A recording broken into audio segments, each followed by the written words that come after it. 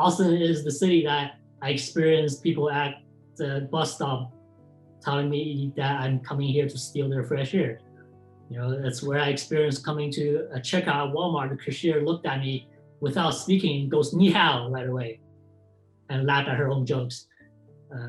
It's where I experienced at rec league sports where people refuse to shake your hand before the pandemic has broken out in North America because they think you have coronavirus.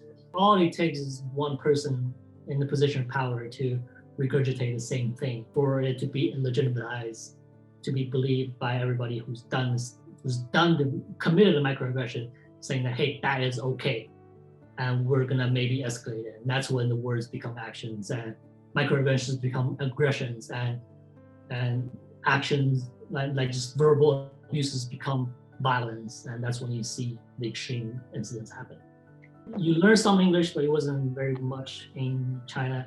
It wasn't conversational. So when I came into Canada, first day of school, the teacher was trying to find me a translator, and there were a bunch of Chinese kids in the class. I didn't understand why that, despite how many kids in the class that looked like me, they didn't speak the language. And it turned out later that they actually do speak the language. As you become more integrated with the school, with the society, as my language picked up, I started to understand like the microaggressions that we're facing, the constant questioning of hey, did your parents come over in the boat? Do you eat dogs? And all these questions. People acting negatively towards the lunch I bring. It's my favorite rice noodle dish my mom cooks. And I bring it and everybody was like, ew, why is your lunch smell so bad?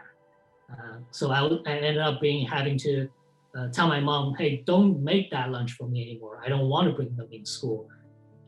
Make me like regular sandwiches that other people eat, or just give me a couple of dollars, I'll go buy hot dogs, which I absolutely don't like eating. But I also what I don't like more was being humiliated at lunchtime in front of people. When you're more comfortable, when your English become better, I started understanding these things, and I started to feel the same way as those kids that wouldn't speak Chinese at the time. I felt like I was grasping this imaginary rope to this accepted social circle. So as soon as you start behaving, as soon as you start speaking Chinese, people will reject you, and they will say you're not one of us. And as a kid, you didn't like that feeling. I didn't like that feeling.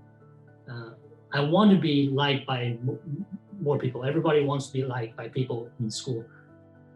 We should still talk about those, right? Because everybody has a million of these stories, and those add up, right? So if we talk about those things, the more we talk about those, the more people understand, hey, they didn't know that Asians will be walking randomly on the street and somebody will say, go back to your own country. Like that's something you face daily that people might not have understood.